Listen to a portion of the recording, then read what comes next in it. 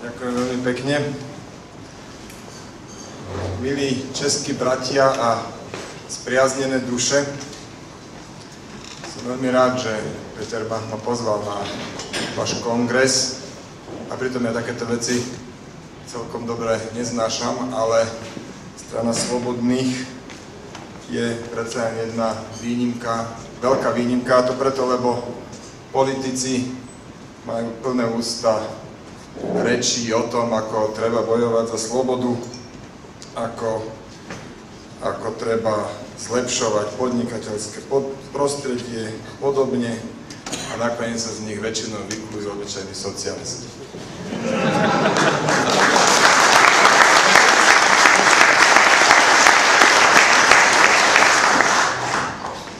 No, je to ťažké v tejto dobe.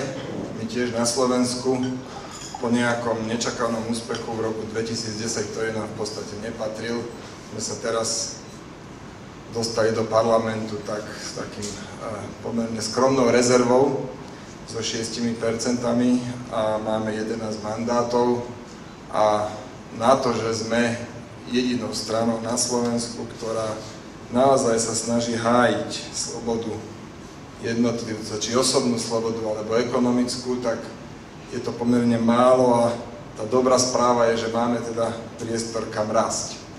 Som presvedčený, že aj tu v Čechách to tak je a bude, a bez toho, aby som teda chcel nejak účelovo lichotiť, som presvedčený, že práve strana Slobodných bude to novou, po poslednom nešťastnom pokuse veci verejných, bude to novou stranou, ktorá zažiari na českom politickom nebi. Petra Macha už poznám niekoľko rokov a veľmi dobre si rozumieme, no a o to skôr vám želám veľa úspechov. Dôsledne uplatňovať slobodu znamená aj menej štátu a menej pravidiel, menej byrokracie, a tu v podstate začínajú problémy, ktorým čelí naša európska spoločnosť. Tým, že my sme v tej nešťastnej eurozóne, no tak ešte o niečo viac čelíme tým problémom ako vy tu v Čechách, čo musím konštatovať, že mali ste dosť rozumu sa do toho eura príliš nehrnúť. My tam už sme a sme o to viac konfrontovaní práve s tými nezmyselnými pravidlami, ako je, najprv to boli bilaterálne pôžičky, tak to úplne najprv to bolo, že netreba vôbec nič, že konkrétne Gréci si pomôžu sami. Potom to boli bilaterálne pôžičky, potom dočasný euroval, potom rozšírenie dočasného eurovalu. To bol ten moment, kedy už by sme povedali, že stačilo, no a nejak tá vláda naša slovenská to neprežila. Teraz máme pred nami trvalý euroval a samozrejme všetci tí dobrí Európania už sa nevedia dočkať, kedy strčia hlavu do súčky a spolu kolektívne si uviažu jeden obrovský 100-tonový balván onloh a skočia do vody. Ja to neviem inak popísať, a je to tak zúfale, že niekedy pochybujem sám nad sebou, že či naozaj 2 a 2 je 4, lebo všetci okolo mi tvrdia, že 2 a 2 je 7. A viete, keď vám to zo 100 ľudí, čo máte na blízku, povie 98 a hovorí vám to 2 roky v kuse nepretržite a presvedčivo, tak niekedy začnete pochybovať nad sebou, že či teda fakt ten Archimedes to nejak nedoplietol vtedy dávno.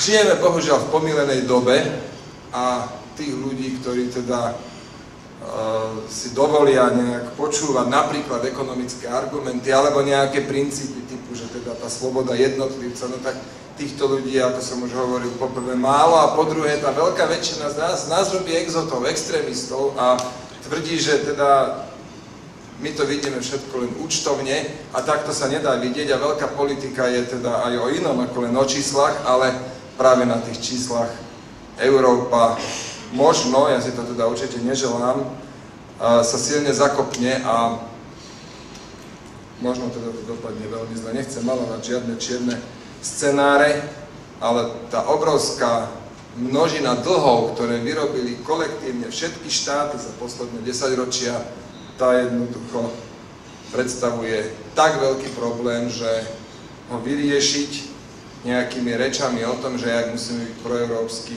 nebude možné.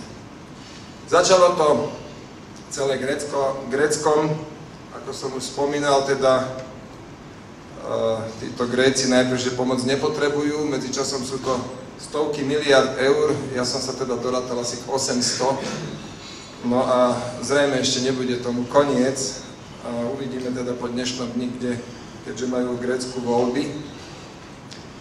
No a to žalostné na tom, ďalší bod je, že sa nedodržujú pravidlá. Také Grécko nemalo, no tak to už necháme bokom, že sa nikdy do tej eurozóny nemalo dostať, že sa to dostalo pod vodom, ale ono nemalo ani nikdy byť zachránené. Článok 125 zmluvy, jedná sa koniec koncov o Európsku ústavu, tak článok 125 tejto Lisabonskej zmluvy jasne vraví, každá krajina ručí za svoje záväzky sama. A napriek tomu 25. marca 2010, toto hodnotím ako najčernejší deň v histórii eurozóny, sa európski lídri kolektívne rozhodli, že porušia všetky platné pravidlá a pôjdu zachraňovať Grécko. Medzičasom vidíme, že to nemalo najmenší zmysel. Vtedy 2010 ešte aj tá naša slávna koalícia bývala, medzičasom mala dosť rozumu na to, aby jednoducho nesúhlasila s týmto nezmyslom a podarilo sa zachrániť pre slovenských daňovníkov niečo vyše 800 miliónov eur. Bohužiaľ, ak už potom došli tie eurovaly, tak už bol ten kolektívny tlak natoľko vysoký, že jednoducho naši politici si ani len nedokázali predstaviť, že by tomuto tlaku odolali, alebo aspoň skúsili odolať. No tak sme tam boli my zo strany SAS, sami ako kôl v plote, približne ako vy tu v Čechách sa nachádzate sami, taký malý ostrovček zdravého rozumu a všetci okolo si myslia, že úplne najlepšie bude, keď budeme proeurópsky. V žiadnom prípade nechcem povedať, že treba rozpustiť Európsku úniu. Ja si myslím, že je to dobrý projekt, bol to dobrý projekt a priniesol veľa úspechov, ale fungovalo to len dovtedy, dokedy sa držali tí bruselskí politici tých základných ideí. To je voľný pohyb tovaru, kapitálu, služieb a osôb.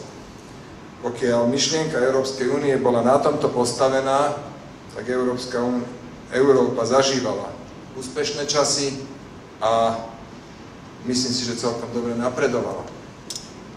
Do takéhoto spolku je samozrejme radosť sa pridať, ktorý je postavený na slobodách, tých základných, ktorý rešpektuje princíp subsidiarity, ktorý nechá o tých lokálnych veciach rozhodovať tých ľudí, ktorých sa to lokálne týka. Lenže bohužiaľ toto sa zmenilo. Medzičasom v Bruseli sedí vyše 60 000 úradníkov a oni samozrejme musia deň čo deň preukázať nejaké opodstatnenie svojej existencie. Bruselský úradník nemôže predsa povedať, no už sme všetko zregulovali, už sa tu nič nehýbe a teraz môžeme ísť domov. Toto skrátka nikdy nespraví.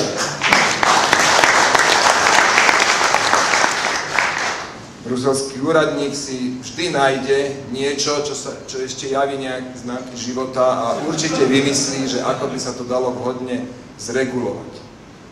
Toto bude o pár rokov úplne najväčší problém Európy. Nie je to, že Gréci sa dostali niekam pod vodom a teraz tu bankrotujú už druhý rok. Tieto problémy Európa dokáže vyriešiť. Čo sa obávam, že bude oveľa väčší problém, je práve to, že žijeme v preregulovanom a v prebyrokratizovanom svete. Na jednej strane Európska únia síce vraví, že chceme byť najkonkurencieschopnejšou hospodárskou zónou sveta, ale zároveň chce byť najsociálnejšou, najenvironmentálnejšou a najonakejšou. Výsledok je, že keď niekde sa má postaviť diaľnica a usídluje sa tam nejaký bobrik húževnatý, tak sa platia milióny eur za jeho presťahovanie, pričom pár kilometrov vedľa bobrikov je spústa. A toto je problém. Problém je takisto, že čoskoro nebudú môcť byť vysávače s výkonom vyšším ako 1000 W, lebo niekto v Bruseli si povedal, že skrátka ideme šetriť prúd. A zakázali, to ja osobne zazlievam tým ľuďom v Bruseli, zakázali wolframové žiarovky a množstvo ďalších iných zákazov, príkazov, nariadení, regulácií, ktoré nedávajú žiadny zmysel, ale keď sa na to človek pozrie, že teda tí úradníci tam hľadajú to opodstatnenie svojej existencie, tak potom to zmysel dáva. No a ďalší problém, ktorý...